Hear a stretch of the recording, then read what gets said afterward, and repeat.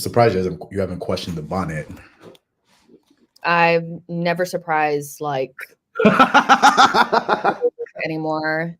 I'm used to it now. So Just be thinking in my head, what can I do to get a random response from you? And I'm sad that today didn't work. I'm so sad. It didn't work. We'll try harder. Yeah, if you eat something, maybe I'll feel a ways. Yeah, coffee ain't gonna do it. Coffee ain't gonna. Darn, it's okay. Next time. We gotta run. So funny. So yeah, guys, new episode of the Cannon Club. Actually, right on cue. Harry's here, so it's gonna late guy. Is it that late guy? Gosh, you're so late. My goodness. Oh, he said, "Oh, look, we got a finger. We got a hold on." But he looks clean though. Look at him. He does. He looks nice. Hello, can you hear me? Yes. Nice fitted Nike shirt and everything. Wow, that's a clean guy right there. Yeah, he's not. How's it going? Good. Are we live? No, not yet. Yeah, we're live. Say something crazy so she can clip it. Oh, live as in not live, but live enough that she can. Not live. Yeah, Goodness, you guys. This is the background chat. This is like just the casual chat. So, how's everyone doing? Yeah, good. This mirror is actually hilarious. Do you know? Yeah, well, he knows that mirror is there. Yeah, I was like, that we could see you when you did that, just in case, just future reference. Just I love. See, we're so unserious. I'm gonna clip it. She's going to clip it. So good job. I got shorts on. Good. Is it hot enough for shorts? No, it's never hot enough. I went for a run, so. But it's horrible. It's actually horrible out here. It's raining and it's grey and it's dark. It's so shit. It just sucks balls, man. I bet you don't miss it, Jess. It just sucks, right? It just sucks. I miss being close to Arsenal, but I don't miss the weather. I'll be honest. I'm a sun girly. I like to be rays of sunshine. But all right, let's run the intro because we got loads to talk about. And yeah.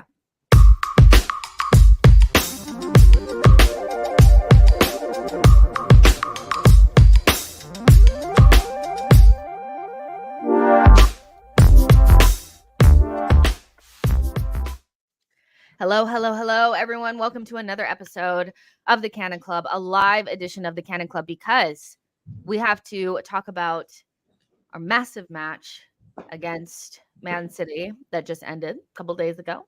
And tomorrow we play again against Luton. So we have tons to talk about. And I thought, let's just get it done in a live because, listen, it's the easiest way. It's just the easiest way. Let's just be real.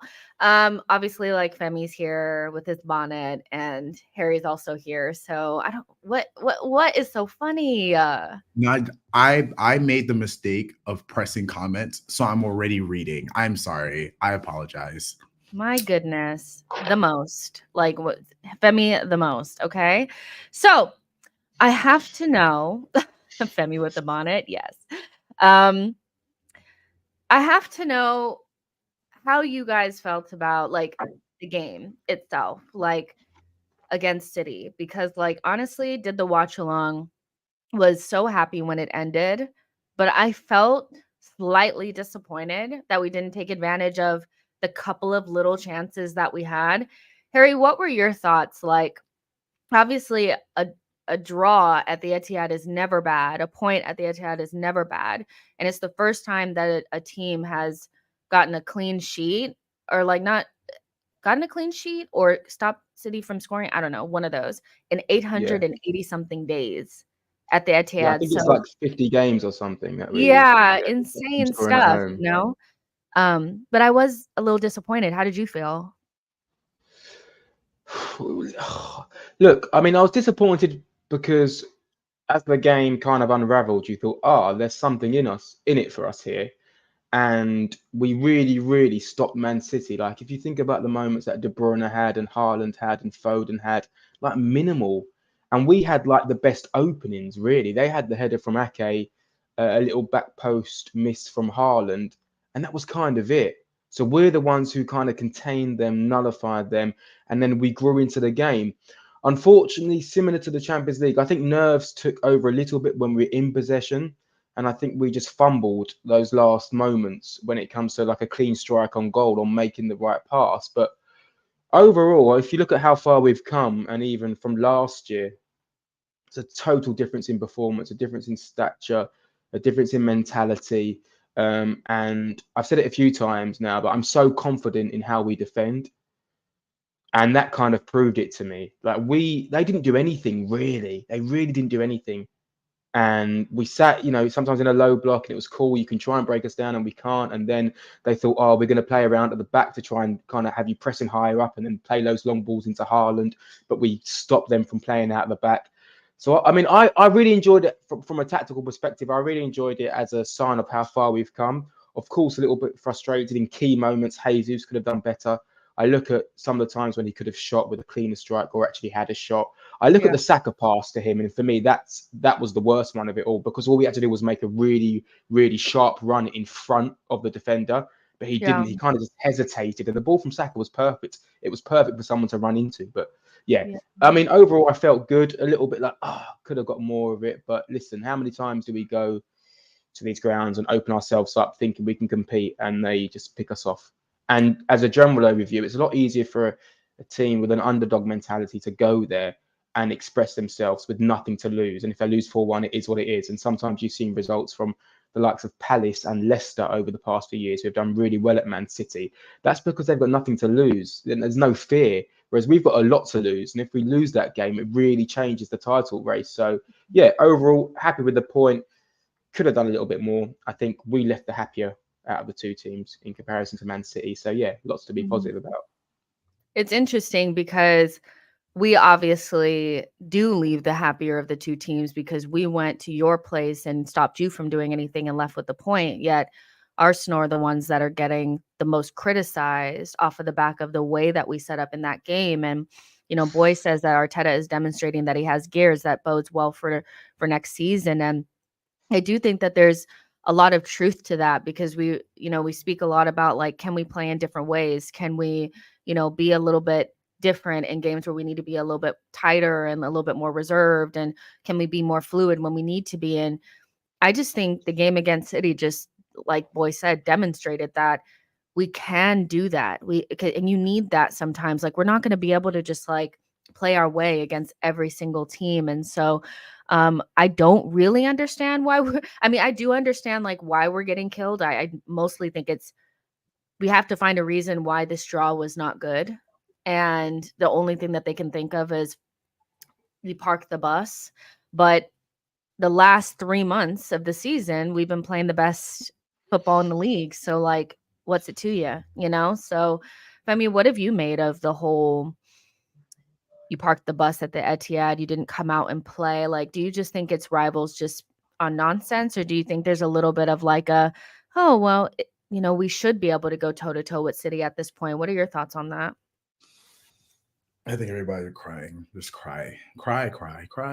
It's just crying at the end of the day, because between Liverpool, Arsenal, and City, we're the one with 8 points out of those bouts. All of them are chilling with 2 points here and there. Like, I'm at a point now where it's just kind of like people. There was one tweet that someone sent to me that were like, "Wow, Arsenal came into the game with 4 center backs and 2 CDMs," and I'm like, did City not come to the game with 4 center backs and 2 CDMs? Like, oh, Kovacic is he's not a CDM, he's actually a CM. And I'm like, everyone's just crying. Everyone's crying because everyone expected us to lose the game, and that was the day where everyone expected Arsenal will be officially out the race, so everyone can laugh. Everyone can't do it anymore. Everyone has to wait for the next 9 games, and each week we're gonna have to sit here and Arsenal still be in the race, and everyone's crying. There's all this tactical antithesis and anti-football and rah. It doesn't matter. At the end of the day, we said it since Arteta's been here. He's like, hey, if we can't win, don't lose. This is not news. This is how we've done it. This is how we've been. Nothing has changed. We've done this before. In fact, when we had Rob Holding, we tried to play them our way, and we saw what happened. So this logic that like we're supposed to now play entertaining football, even though this is the first time we've dropped points since 2024, like the first time we've dropped points in the league since 20. Now all of a sudden we are the epitome of anti-football. Kick rocks. I don't care. Like I really don't. Also, like how many times has there been a massive Super Sunday geared up in the Premier League between two really big teams, and it ends in a stalemate? It's happened so many times. I've lost count the amount of Sundays where I've opened my Sky Bet app and I'm like, right, both teams to score all these bets, and then you're watching a game, you're like, oh, it's 0-0. So a lot of the frustration from fans probably comes because of that. People have lost some money on bets, and they also wanted a really good spectacle. They wanted a game full of good goals, and they didn't really get to see that. But we've seen it under Mourinho so many times, and that's hailed as like this elite management. And for some reason, you know, we've been criticised for it. Yeah, but I'll be honest with you, I've paid minimal attention to Twitter after the game. Because I read a few stuff and I was like, what a load of bullshit. And you've really got to separate kind of Twitter and pundits just, you know, kind of criticising Arsenal to the reality of the real situation. And the situation is, it's a good point. And look at the team that we put out in comparison to, like, I think Arteta's first team against Man City. That we had a back four of Tierney, I think Mari, Mustafi, and Bellerin. So look how far we've come in that perspective. We were starting Willock in centre midfield and Guendouzi. No disrespect to those players; they've had good careers, but the level has been raised, and we went there and we nullified them, and we bossed it when we had to, and we let them have the ball when they wanted to. And Haaland got upset. And notice how Haaland, you know, when he's playing against Braithwaite or I think it's Godfrey, he had, or maybe Holgate, he had a little bit of a run-in in the box maybe a few years ago where he was like mocking Holgate or Godfrey. Can't remember which one it was, but there was none of that from Haaland. Do you know what I mean? We made him feel like he was lost, and so really we should be commended from beginning to end for that. And it might turn out to be a really good point. And if we don't win the league, I'm not going to look at this game and go, if only we beat City. I look at Fulham and all the other games that we really should have. Yeah, exactly. Come on, let's be real. Those are the ones, and like. Listen, I don't think we played our best, but it's really neither here nor there for me. Like, we've played so well for the last 3 months, and so there have been games here and there, like the City game, probably not our best. Porto, probably not our best. But those are like our most difficult games. So you expect us to have a little bit of like, you know, unsure moments. You know, you expect that. With so many things on the line. Both of those games, there was so much on the line, and we definitely had like moments of like, we could have done better. That being said, we didn't throw it all away, and that's super important. And I just remember, you know, last season where Newcastle came to the Emirates and stunk it out. The ball was in play like 5 minutes, genuinely. And everybody heralded that as like the most amazing defensive masterclass by Eddie Howe. Amazing. Nobody was saying you need to come out and play. Nobody is saying that they were afraid. Nobody was doing that. They just thought it was a good performance. And listen, we're not here to entertain. If you wanted to be entertained, you can go back and watch some of our games against, you know, West Ham and, you know, Burnley and Sheffield and all these. We entertained you then. Like, were you not entertained? I have a tweet. It was like, he said, this Arsenal team really is the anti I've seen this heritage. Yeah, I saw that. Knowing Arsenal to be easy to beat, but beautiful football, not even criticism. I just wonder if some Arsenal fans aren't happy about that. DNA of the club is important. Do you know what? That tweet might as well just say, hey, I need some attention and some traction. Like, come talk to me. I mean, it's just honestly, I know I sound like an old moaning man, but sometimes some of the drivel you read on Twitter is like, DNA is important, ... It's like, oh yeah, he's right. DNA is important. 1 second, let's be angry about the 0-0 draw. Honestly, fuck off. It's such bullshit. You know what? It's such bullshit. James from AFTV, I think, said it best that, like, genuinely, people that have, and like, I think like a couple of people had said this, a lot of people that are online right now only remember Arsenal as a banter club. That's all they remember. Like, literally the Emirates era is all they remember. If you actually go back, Arsenal, the way that we played like at Highbury was a lot more like what we're playing now. A lot more physical. We have a lot of athletes. We're a little bit more direct, and Bergkamp was like our main creative outlet. And that's kind of like Odegaard now. Like there's so many similarities. And then like also you pull from other things too. Like we do have that Simeone thing that we can do where we can do the dark arts and all that kind of stuff, or we could go into full Wenger mode and be super fluid and stuff. So like life did not start in the Emirates era for Arsenal. Like we were different before that. And like, and if you go back to like George Graham, it's 1-0 to the Arsenal. It's the offside trap. That's what we were famous for. That's our DNA, right? If anything, that's where it comes from. We sing 1-0 to the Arsenal, boring Arsenal. Highbury's a library. That's what it was about. So really, yeah, it's just a silly tweet and another example why you can't take football Twitter too seriously. Yeah, unless it's coming from one of us. Exactly. And then it's gospel, right? It's like literally like the most important thing you've ever read. So yeah, like it's just one of those things. But was there any player for you guys that truly stood out and had like an amazing performance from your perspective? I just want to put some like, at least shine some light on some of the performances out there. Like you guys know who I'm going to say. I'm going to say Declan Rice. I thought he was fantastic. Some people were like, oh my gosh, like you're putting too much on it. And I'm just like, am I putting too much on it? Like genuinely, I feel like he's one of the main reasons why we can actually compete in these big matches now. Because he nullified KDB. He just did. He just did, and he stops things from happening. His stamina is unreal, especially after 2 games for England. Do you know what I mean? It's unreal the way he just finds that like extra bit in the tank to carry on. There's a few times when he was almost going on like these runs from centre to right to stop passes or to stop counter attacks. So yeah, I thought he was really, really good. He's been awesome this season. He really has been awesome. And what I love about him is, when you need him to pop up with a goal or an assist, he can do that. When you need him to be really disciplined. And overall, as a team, I just love the fact that they were all willing to defend. And we saw Jesus dropping at left back. We saw Bukayo Saka dropping at right back.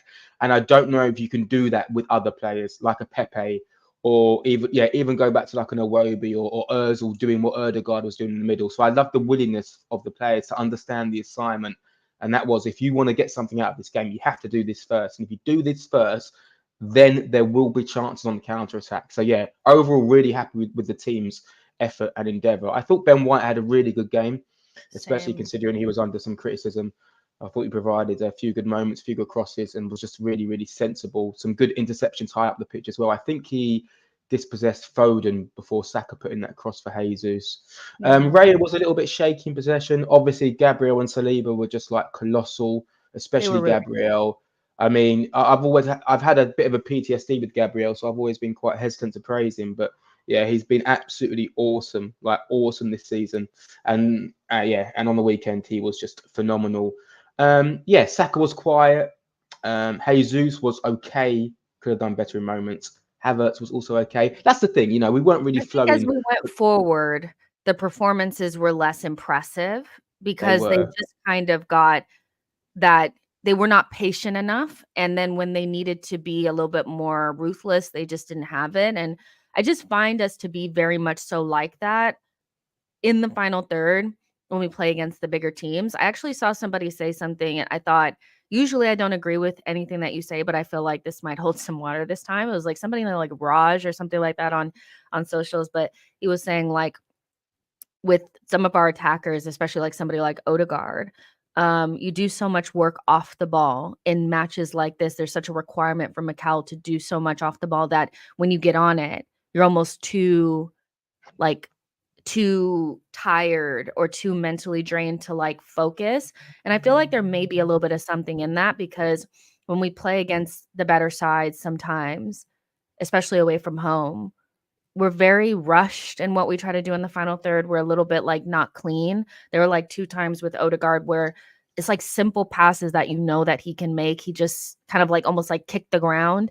And I just wonder if you have like a couple of different players up there in those attacking positions, it'll relieve some of that pressure on the likes of like Odegaard and, Saka to kind of like do everything. Cause it did kind of feel like we only had 2 people up there at times. Jesus to me is kind of got a lot of criticism. And I think it's fair. Most of our good chances did fall to him. And he didn't really catch the ball the way that he should have. Femi, what did you make of our, lack of attack or inability to really like punish City when we had those chances. Is that something is it a quality issue, or is it something that like, are we missing key types of players? Is it just as simple as getting like a good striker, or is it something that we can modify within the team that like they can do themselves? You know what I mean? Because some people are like, we just need a striker. But genuinely, I just feel like some of these players could just do better in those moments. I think it's a bit of both. I think you can get a player who's just has that just feel for just kind of like it's like an instinct. I don't think we have a player that like, I don't know, their muscle memory is just I close my eyes, I open it, and the first thing I'm doing is ball back of net. There was someone that there was a tweet random, because you know me, I just love just absorbing Twitter. There was this one tweet about this guy telling like every Big Six team has a unstoppable transitional player who can score, and Arsenal's the only one that doesn't have that. And he was like, even Martinelli, even though like he's a great transitional player, he's not he can be stopped too. Specific. Yeah. So I do think, yes, we are missing that player, but at the same time, I do think that we do have enough where there's certain moments where you're like, you can do better. It's like it's one of those things where it's like sometimes it's just unlucky, sometimes it's like it's a bit of both, I'd say. Like, and I'm not even trying to like play the middle. I think it's just one of those situations where it's like one day when we do finally decide to splash on that player, I do think that player is also going to miss chances, and then it's like, do we have to buy another player? And it's like it's a bit of both, honestly. Like, yeah, I kind of so funny. Marco is actually like speaking on something that me and a friend spoke about yesterday about Mudryk, because as inconsistent as he's been for Chelsea, you can understand why we wanted him, because he has that like insanely raw pace and like that almost like things that you can't teach. And I feel like some of our players are a little bit like, they're so good and they're maximizing everything that they have, but you kind of need just like a little bit more. And so, yeah, we've been linked to, several different wingers, several different strikers. We won't spend too much time talking about that now, but I think Femi is absolutely correct that like we are probably missing, something up front. But equally, like the players that we have could do better. Like you just genuinely need to see Gabriel Jesus making a better run there.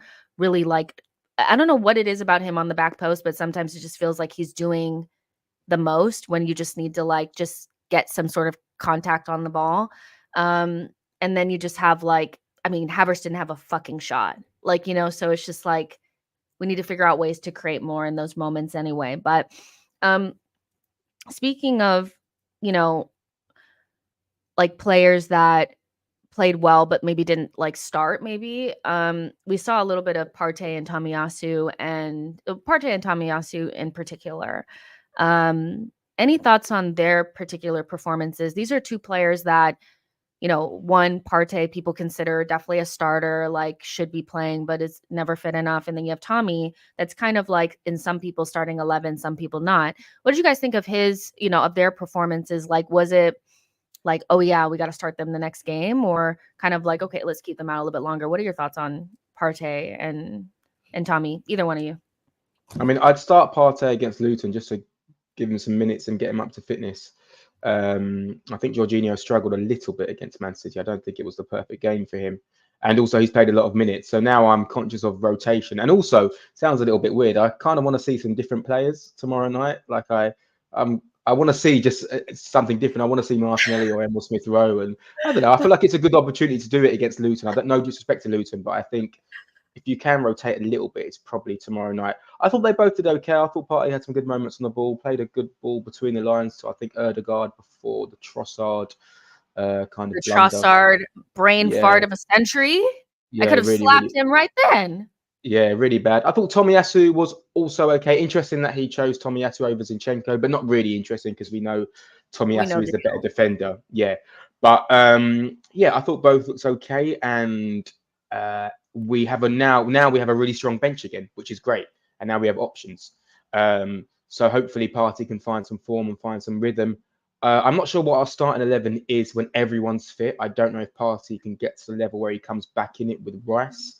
I don't know if it's a Jesus going up top and putting Havertz back into left A. I'm not sure what it is, but it's good to have options.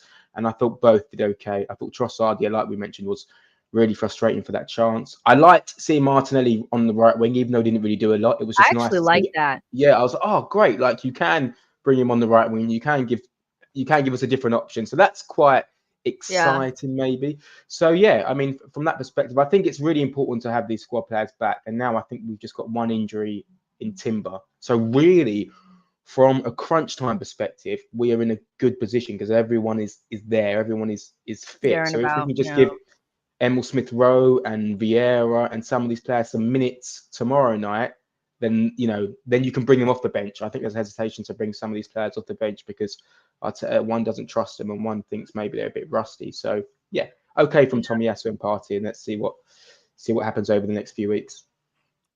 Kaya says that, Mikel Arteta has told the squad players they only need a moment to make an impact in the run-in.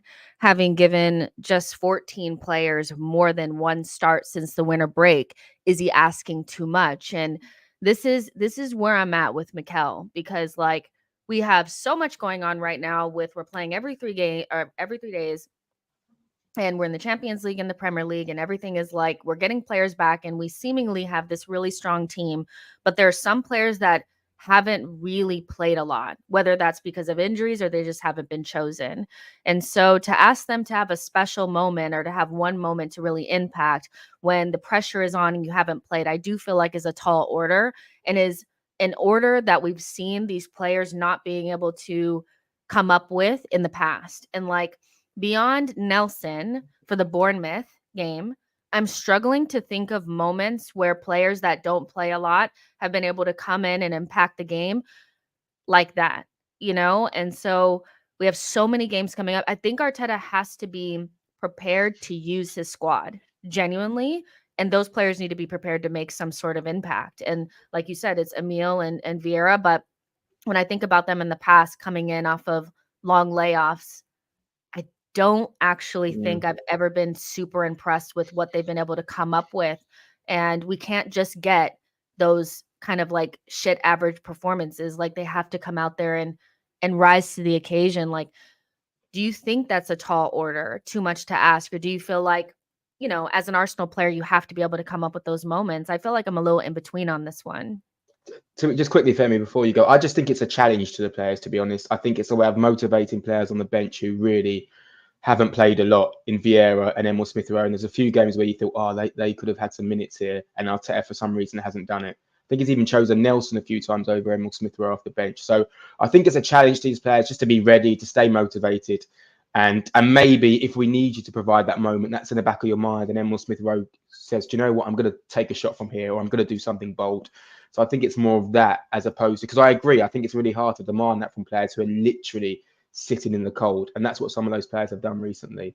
And like you say, apart from maybe Reece Nelson's cameo against Bournemouth last season, didn't that come off the back of a couple of goals against Forest though, or was that much later? I can't remember. It was much later. I wasn't much later. Yeah, sorry. Yeah, Forest was really early, much earlier. But again, when you really think about it, I think we see Fabio against Fulham earlier on this season. I thought he did some good things, but genuinely, I'm struggling to in the run-in when shit is we got to win a game.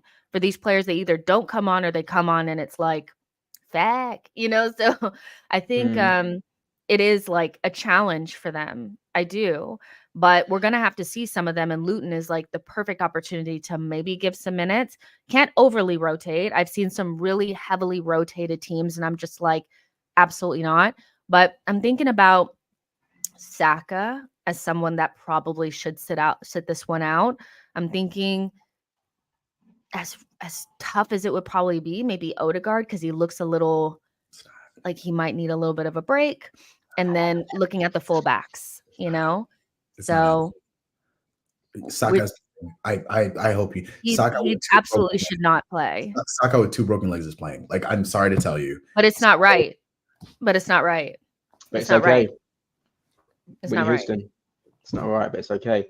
I agree. Yeah, I agree. I think you should rotate, but Femi, you go. But yeah, just quickly, I think Femi, you go. Femi, you go. But 1 second. But Arteta is really stuck in this place, right? Because if he rotates and you get a Southampton at home moment, oh boy, oh boy. So I have a feeling, even though I want him to rotate, he'll go strong 11 and 60th minute. If we're winning, they'll all come off. Femi, now you can go. Actually, I have to say something too. No, but really quickly, I do want to say one thing. I don't think it's too big to rotate Tommy in and Partey in. I think those are two that we can trust to be able to they're senior players. I think the ones Tommy that for who though? Centre back or left back? Like Tommy should probably come in for Kivior, I feel. But I feel like Zinchenko has to start tomorrow just to get him up to speed. And I think it's a game where we have so much of the ball. You'd have to maybe you can rest Ben White at right back. Ben White's played a lot of minutes. Change both of the fullbacks. I mean, I personally, kind of do. I trust that. I think it's the ones that I'm most worried about is doing anything with the front, doing anything with the winger and Odegaard. Like I'm a little like Vieira, Emile, Reece. These guys scare me. They scare me. I'd go. I don't know what you think, Femi, but I'd go Trossard. We haven't let Femi speak for an hour. No, go on, Femi. Go on. Femi. No worries. I'm having fun in the comments. Don't worry. We're having it up in there.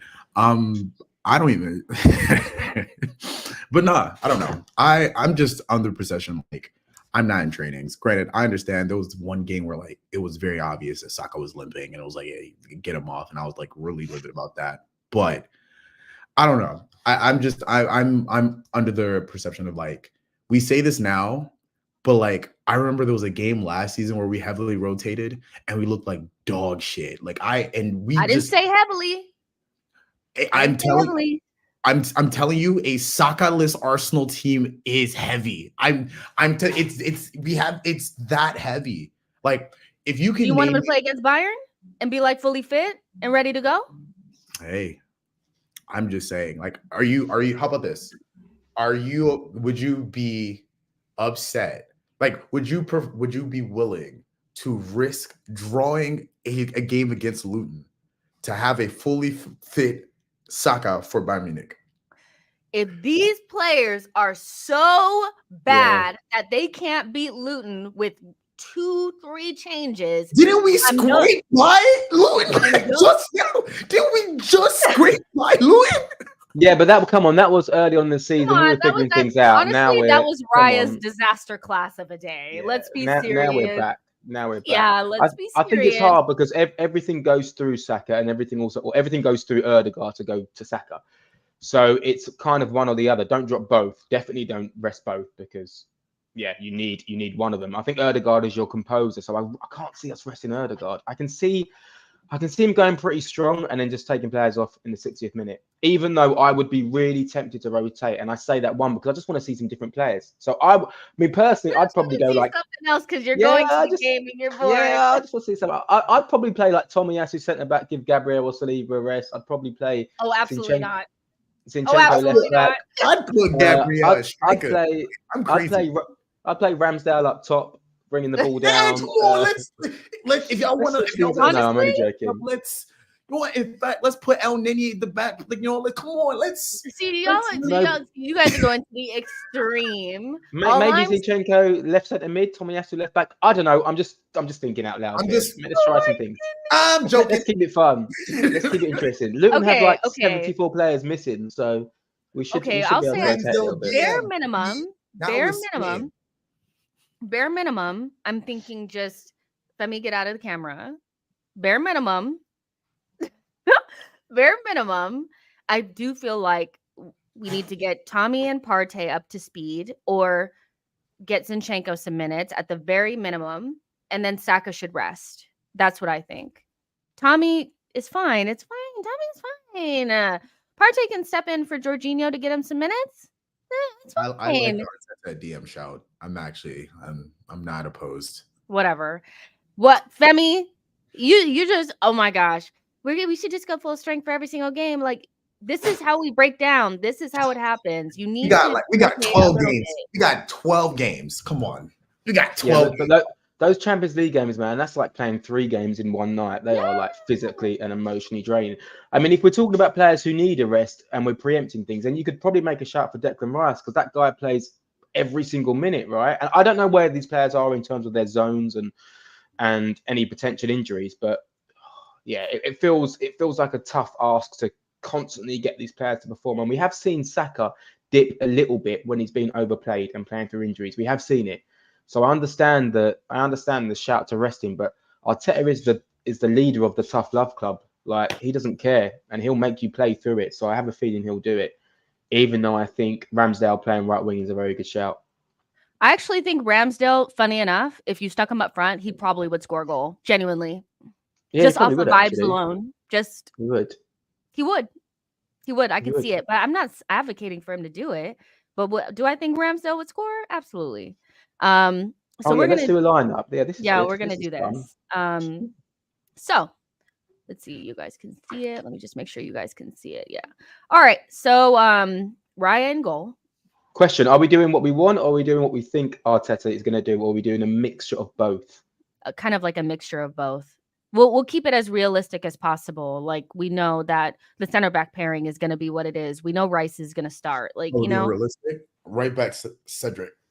Seriously, I'm not playing with you. I'm really not playing with you. I really am. Not. But Ramsdale at strikers. But God forbid I say actual right back play right back, and that's when all of a sudden we're now not when we're playing. Okay. Listen, if we want Newcastle to buy Ramsdale and Ramsdale scores a header, then suddenly his value is going up big time.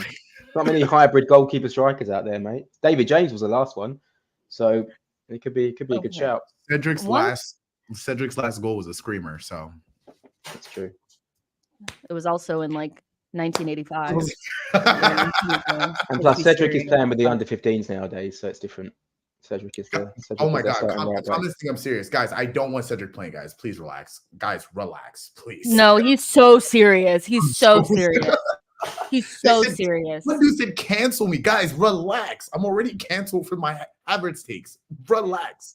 Okay, so Arteta confirms that Martinelli is available to start, so he's starting. We're gonna put him in, aren't we? Right? Yeah.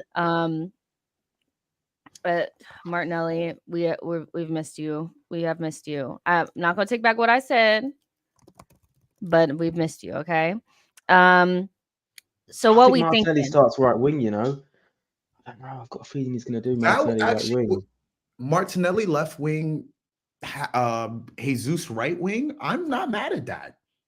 I'm not mad. I don't think that works. Am I reading too much into Martinelli coming on against City playing right wing? Okay, fine. He came in right wing. I think he'll start in his real position this time. Yeah.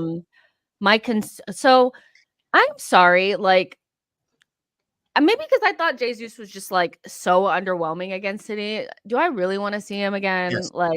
Yes. You can't not want Saka not playing and then also not want Jesus playing. One of the two have to play. It's a Trossard on the right. See, my front three would be Trossard, Jesus, and Martinelli for this game. That's what I would do, but I probably know it's unlikely. I think Jesus does start up front though, and I think you need to get him to start up front because you need him to score some goals and find that confidence. And maybe we don't need the aerial threat of Havertz. Maybe we have so much possession that. Well, Havertz could probably use a little rest, right? Yeah, that's what I think as well. No, but I think Martinelli, Jesus, and Saka is more likely. Oh my goodness, Saka again. Someone said Smith Rowe left wing as well. I mean, yeah, it's a good shout, but you never go play him left wing. When Arteta said that's not his best position, like in a press conference, I was like, it's done. He's never playing left wing again. It's done. Okay, so this is what we're gonna go with. So we're giving Havertz the rest instead of Saka, which is fucking sane, but okay. Now what else? We know Rice. So I think, yeah. Okay, are we doing midfield? Okay, yeah, Rice. I think it's going to be Rice, Ødegaard, and Partey. Okay. That's. Or is it no? Femi, you're saying no. You're not saying anything, but you're. But what are you shaking saying? Your head. I don't know, man. I don't know. I just don't. I'm gonna be honest with you, and this has nothing to do with my bias.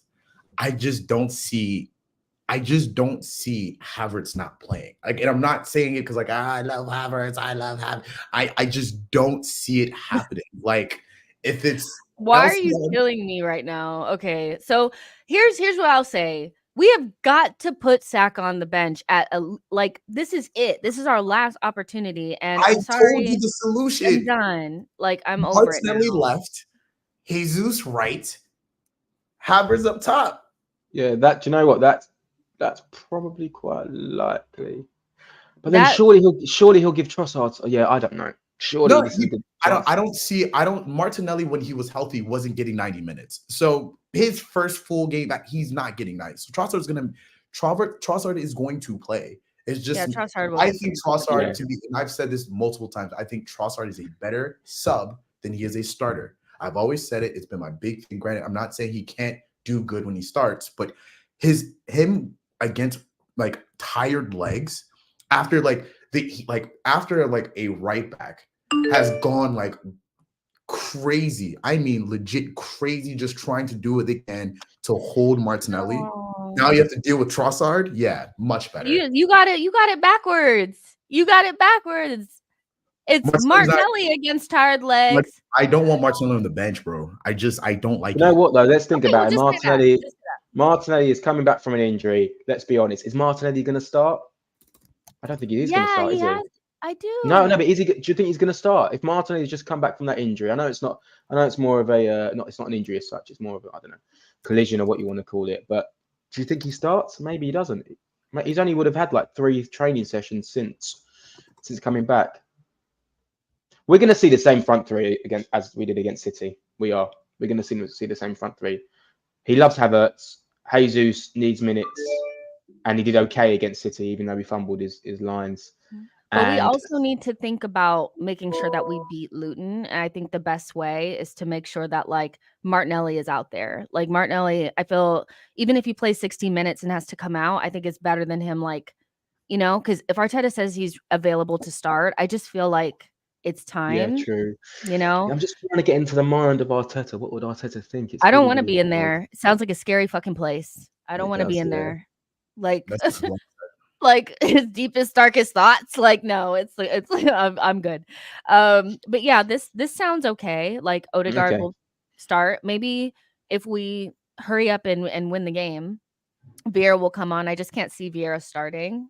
It's still too important of a game. And we've already done some shakeup. Jesus is getting minutes. Partey is getting minutes. Martinelli's getting minutes. Saka's resting. So now left back and right back. I say Zinni. I think Zinni left back. If you look at that, like, I don't think, like, if you look at I mean, granted, we have Partey, but I'm looking at, like, just the way, because, like, if he inverts, then you have Zinni at that, like, the left mid area, and you have Partey kind of floating in that area. We're playing Luton. We're probably gonna have like 70% of possession. I think Luton is getting killed with injuries right now. I think if there's ever a game Zinni's going to play, it's this one. And then back. Yeah, this is his opportunity. You have to start Zinchenko, man. You have to start him. Yeah. I mean, you just have to start him. Especially against Luton. You're gonna have so much of the possession. You just have to play him. Yeah, you just have to. And then White's playing. Yeah. White is the guy. Like he's I think he changes both fullbacks tomorrow. I think he puts in Zinchenko left back and Tomiyasu right back. That's my I hope not. We are not seeing Timber this year, guys. I've given it up. We're not seeing Timber this year. Like, and if we do, it's like no. It's going to be against Everton in the last game of the season when there's nothing to play. Yeah, I can see that. Oh, don't say that. Oh, don't say that. Okay. But it'll be. I think if it's a game, it'll be Everton at home in the end when it's sunshiny and he'll get a couple of minutes and we'll all be like, oh my God, Timber's back. I don't know what happened to Femi, but yeah, this sounds right. What do you think? Yeah, it looks right. I think it's so tough, isn't it, to predict what Arteta will do? So tough because he's so reluctant to rotate. But yeah, It looks about right. I can see him probably starting Saka and starting White, and maybe taking those guys off in the 60th minute. Yeah, the whole but Ross Barkley thing is a concern for people, but I kind of feel as though, like, as good as he was in one of our worst games, we still won and we were away from home. So I'm not that worried about him, if I'm honest. He's been class this season, though, hasn't he, man? He's been incredible. I've loved watching him. So interesting to see a player play with like no pressure and the shackles off and just really, really do great things. Really surprised Southgate hasn't given him a chance for England again. So yeah, I mean, not too worried about it. Like you say, it's a totally different game and we're in a totally different space in comparison to when we first played Luton. But it's something we have to be mindful of, though, for sure, because he's been on form and he can pick up the ball, drive at you, and take pop shots and whatnot. So, but I think overall we should be okay, and it's a good chance to rotate. And having Partey in there is probably better than having Jorginho from an athleticism perspective. So yeah, there's an extra enforcer to stop Barkley driving through. Yeah, I mean, we're at home. We should be dictating play. Like, I genuinely don't feel like it's a game for how are we going to stop Barkley. I think we need to be imposing ourselves, and he needs to be thinking, how is he going to stop us? So to me, this is a fine lineup. Like, I see, like, we're doing some things, and also if we get it done quickly, you can get White off and bring Tomiyasu on and give him some minutes too, because he's also important to the equation. You can get like Rice off and bring Jorginho in, like, if we can get it done quickly, that's the key. Johan is saying no cameo for ESR. I know you were saying you wanted to see ESR. I'm not as desperate for it, but do you see any role for ESR to come in this game? I'm just trying to think to myself, well, if we do need ESR, this is a great time to give him some minutes. Obviously, Arteta, like we've mentioned before, is challenging the players just to come on and be ready and make a difference. But if we're being realistic, I think that comes from having some sort of minutes in the tank, and this is a good chance to do that. But it feels like probably not. I'm just trying to think of games when we can't create and we're struggling to create, and Erdegaard is maybe having an off day. Who do we have to bring on centrally? And you have two players in Vieira and Emil Smith-Rowe. So something has to give at some point. I'd be really keen for us to play this sort of team and go. Obviously, perfect settings is win 3 or 4-0, score 3 or 4 goals straight away. 60th minute, and then you bring on all of these players like ESR, Vieira, Nelson, whoever it is, as opposed to bringing on Jorginho and Saka. You just give almost like the C team some minutes. That'd be my perfect scenario. And I do like Emil Smith-Rowe. I questioned a few months ago, what was the point of him kind of coming on for 10 minutes, and then Arteta started him against Forest away, I think. So hopefully we see something different this tomorrow night. But at the minute, it just feels like ESR is kind of done at Arsenal, unless Arteta has some other plans. But I can't emphasize how important I think it is to have some different plans, or plan B, plan C, from a substitution perspective. And bringing on Martinelli on right wing, even though nothing really changed, I just enjoyed seeing it because I was like, that's something different. That's a way of utilising someone when you also want to bring Trossard on and you also want to bring Martinelli on. That's a way of doing it. So maybe Arteta can take that and think, right, Bayern Munich, Erdegaard's having a stinker. Maybe I can bring ESR on as opposed to Jorginho or Partey. Maybe I can bring on a more forward-thinking player. So, yeah, I think that's our biggest problem right now, is that between Vieira and ESR, I don't know that there's anybody like that stands out that is stepped up enough in the times that they've had minutes or whatever, where we're like, if we need more attack, this is the person that we're going to bring in. Because like Aman is saying, I don't think we need 2 DMs versus Luton, Vieira, or ESR, left center, mid, Partey, DM. Not only is that incredibly risky, because again, like, even though we're not worried about Barkley also has legs and he's going to run right past Partey, and Partey is going to have to hold up 2 lighter weight attacking midfielders. We don't ever feel more attacking when we have 2 10s.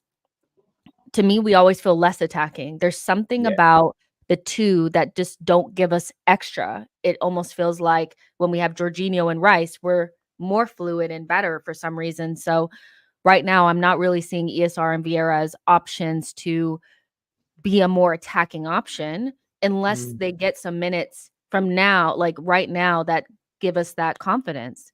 Because right now I'm a little worried about using them. Yeah, I mean, I think obviously we've changed the way we've set up recently when Zinchenko's been out, right, and Kiwior hasn't really inverted. And even Ben White didn't invert that much against City. That was obviously part of the plan. If you've got Zinchenko inverting with Partey, then maybe you could play 2 8/10s. But I agree, whenever we've tried it, and we can go all the way back to like Brighton at home when we tried it with maybe Trossard and Partey and ESR, I think, or Odegaard, it didn't work. And that was maybe 2 seasons ago. So it's always been a reoccurring. Against Forest away, it was Emile and Odegaard, and I swear to you, it just felt so hard. Like I was like, this ain't it. Yeah. So yeah, I agree. It's something that hasn't been successful recently. But I just look at if you're talking about Vieira and Emile Smith Rowe, who do I trust more? It's Emile Smith Rowe off the bench. Who do I believe can make more of a difference, or is more up to game speed and just even from a physical perspective? It's probably Emile Smith Rowe. So maybe we'll see some minutes. I mean, look, from a motivation perspective and keeping substitutes interested, of course you can challenge them, which Arteta has done to provide that moment of spark. But you have to give them some minutes here and there. You have to give them something to hold on to. So I'd be very surprised if we didn't see those guys play. Obviously, Vieira had his chance a few months ago, and then he got that red card in the Champions League, and that kind of stumbled his process. And maybe he got injured after that, I think, or something happened, right? Yeah, he did. He got the red against Burnley at home, and then that's it. And then he got he got the red card, and then like you said, he got injured. He was out for like 2 months. Yeah. So both of those players, Emile Smith and Vieira, had very stop-start seasons. One because Arteta hasn't utilised them enough, but another because of injuries and suspensions. But yeah, that's a good point about Vieira's killer ball. That's a really good point, and that's something that he can be useful for. So yeah, we'll see what happens. I really hope, from that perspective, we get to see those guys tomorrow night, because it's just I'm a big fan of giving squad players minutes. I really am. I think it's really important that you try to utilise these players when you can, because sitting on the bench for 3, 4, 5 games in a row isn't easy, and it only becomes a time when I feel like you become a little bit discontent. So some minutes for those guys would be good. Agreed. Guys, just to remind you, I just put the ticker on for this, but there will be a watch along for Luton. Like I told you guys, I'm working with Tifo, and they've created a platform just for creators that want to do watch alongs. And so some of you guys did join, which I super appreciate. So if you want to be a part of the watch along this time around, the link is in the description. You just have to copy and paste it and put it into your browser, and then you can RSVP with code Jessica to join. So it's in the description and pinned to the comment section if you guys want to join. But I'll remind you guys again tomorrow. But we had a lot of fun. There was a scoreboard and all that kind of stuff. So everything that you guys have been asking me for was there this time around, so which was great. But you guys can click that link and copy and paste it and RSVP with Jessica, and that'll give you access to it, and you can RSVP. So yeah, but and watch alongs for Luton. Who would have thought?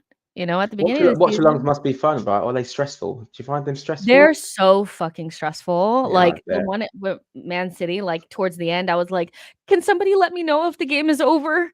Because we were behind by like a minute. I was like, can someone please let me know? Like, I'm the worst, but for some reason, people like watching me be nervous. Like, I'm like, I don't get it. So I do them for you guys. And like at the end, I always feel like, yeah, that was great because we all watched the game together, but it is stressful. Yeah, when I watch games on TV, it's like I think I'm more nervous than I am when I'm at the stadium. I have to sit really close to the TV and like either stand up and watch it or sit down, but like scarily close to the TV. And I'm just pacing. I'm up and down. I'm making drinks. I'm just keeping myself occupied. I find watching Arsenal at home just too much, especially with commentary as well. When the pundits are winding me up, I'm just like, oh, you just want to mute them. Yeah, exactly. Yo-Yo says Arsenal are more invested in Fabio, but I'm more invested in ESR. Neither should be expected to make a difference with how little football they've played. Well, Arteta's asking them literally to do that, and it's something we've spoken about a lot. it's a tall order for people that haven't played very many minutes to come in at a very difficult time in the Champions League and or the title race and make a massive difference. But there 100% will be a moment where they need to do it, and I'm hoping that they rise to the challenge. Johan said, I'd only like to be in Mikel's head to know what his future plans are as far as ESR, because I'm sure he raises him, but we're not in rates him, but we're not in 2020 Arsenal anymore. You never really know how Arteta feels about a player. I feel like we make assumptions. I make assumptions. I could be very like, I don't think he rates him. I don't think he blah, blah, blah. But you just never really know. Really, with Mikel, you're not going to know until this summer. I think we're going to get a clear vision on how he feels about quite a few players this summer, including Emil. But I think a lot of people are still holding their breath a little bit for Emil. I would say that I would love for him to make it, but I'm not really convinced that he will. That's my genuine feeling. Let's see. Aman said, where did Femi go? His boss was talking to him, and he had to go. That's basically what he said. So I don't know. He got kicked off because he had a bonnet on. That's what we'll say. Sammy says Femi was making dinner for Cedric. That's what it is. He's making dinner for Cedric, his favorite right back. Oh my goodness, nonsense. But yeah, let's go ahead and do some score predictions for tomorrow's match. What do you think? Okay. I think we win 5-0. I'm going to go 5-0.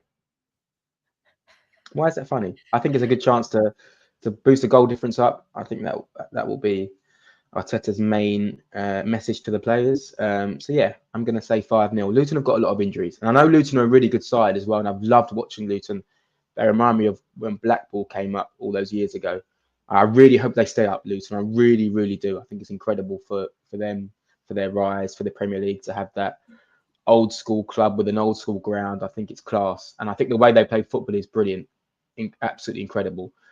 But yeah, I see tomorrow as a really good opportunity to boost the goal difference up and get some players firing, the likes of Martinelli and Jesus. So yeah, I'm gonna say 5-0. Hopefully a few more. I dreamt last night that we beat Bayern 11-1 in the home leg. So obviously we're not playing Bayern tomorrow, but I'm feeling more confident than I usually would. So I'm gonna say 5-0. I'm gonna go with just a J. I think a 3-1. We go up 2, they score 1, then we score another, and it's over. That's kind of what I think. I don't want to concede a goal though, man. If you keep a clean sheet, I don't want to, but I think we will. Yeah.